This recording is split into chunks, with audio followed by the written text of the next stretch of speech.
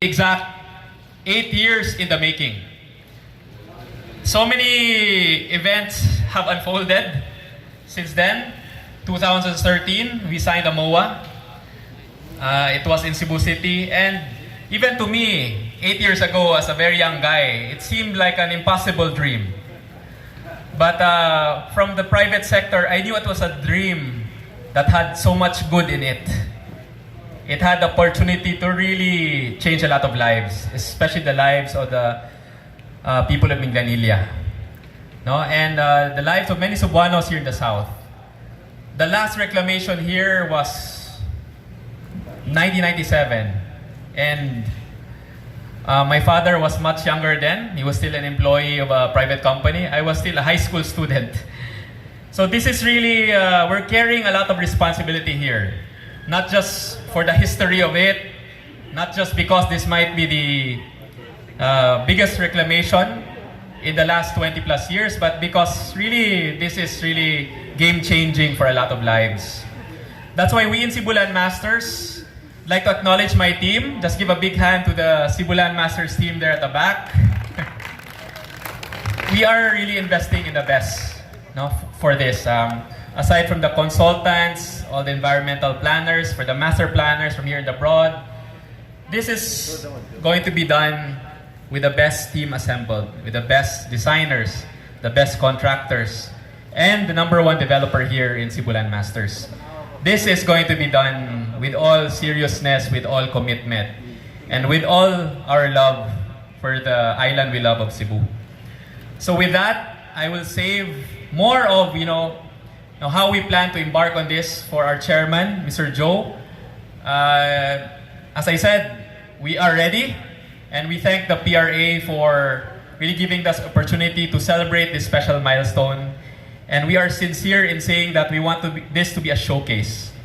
Now, if countries like Singapore, Malaysia, Hong Kong, Japan can do reclamations, we can do it.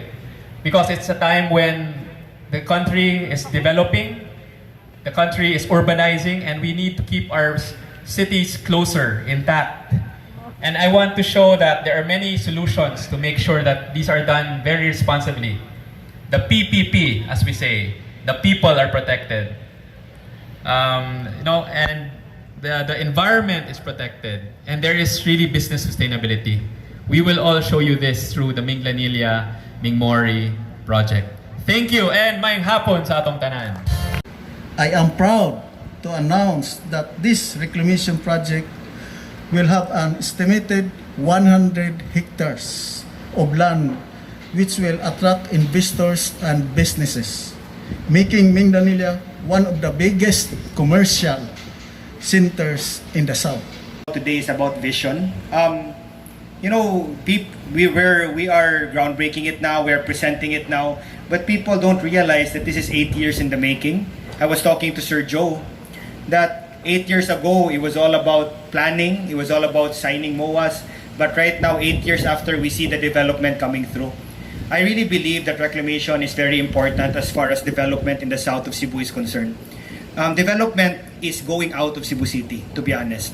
And the first beneficiaries of development going out of Cebu City, of course, Minglanilla, and sa way pagdapig-dapig, Talisay-san. Talisay-san. Ang ako naramang yun, I think it goes hand in hand with development, with people moving out of Cebu City to live farther from Cebu City, and hopefully development coming outside Cebu City. Development brings a a little vehicular congestion. I don't want to say the word traffic, vehicular congestion. And I think development in the coastal areas, such as what we're doing here, can really help as far as vehicular congestion is concerned. Would like to congratulate the local government of Minglanilla, Cebu Landmasters, and Ming-Mori Development Corporation for this milestone project. This project is a living testament to a promise and mandate fulfilled. At the beginning of the term of this PRA administration, we promised legacy islands. Hopefully soon, we will be able to step on the Techno Business Park community through Reclamation. This is a testament to government in action. Total team effort when you work hand in hand, private sector and government, you will realize bountiful fruits. And this is such fruit that we will be able to extract to benefit not just the people here in Minglanilla, but also for the province-wide benefit of Cebu. And we know how it will filter down to, and it trickle down also to the benefits of the poorest of the poor, no? Because we are not going to go ahead with this forgetting the benefits that will lie ahead for them. What used to be some very difficult areas to touch will now be developed further. So there will be a lot of benefits happening. There will be more housing that will develop and sprout on the nearby areas of Minglanilla, closer to the future Techno Industrial Park of Ming-Mori.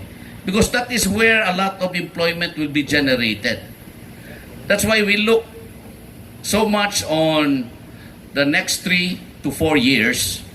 And by then, we would have completed the development works and reclamation works of Minglanilla. And that's when we will start with the vertical works with our locators, which we have already signaled, no? Mostly coming from our neighboring countries here in the ASEAN region, and even as far as Japan. They have already, we all know that MEPS has already been filled up. That's why it is only very logical for us, the partners in this Ming-Mori venture, to ask the LGU. No? And it was also their dream that we are working together to make it realize that the opportunities that lie ahead should actually be taken. And we know very well that for whatever is lacking in Cebu can be filled up. And Minglanilla is the first step to put this techno park industrial benefits to be gained back again in Cebu. And we have left no stone unturned. We have brought in Surbana Jurong from Singapore to do the planning. In fact, 2 of the world's biggest reclamation developers have approached us that they would like to undertake this project. We are in the process of evaluating their interest and their bids. And in fact, major contractors have also have also come to us and will be tapping the best, and hopefully would be awarding this to the general contractor and the reclamation company to undertake this project. We got the notice to proceed about 3 or 4 weeks ago, and we were so gratified by it. For that reason, we are here to do a ceremonial groundbreaking, because in a few months from now, we will start with the hard work, and we will make sure that we will deliver it to the best of our ability, along with the cooperation of Minglanilla, the government, whom we have worked hard together. We will make sure that the trickle effect to benefit your people will happen.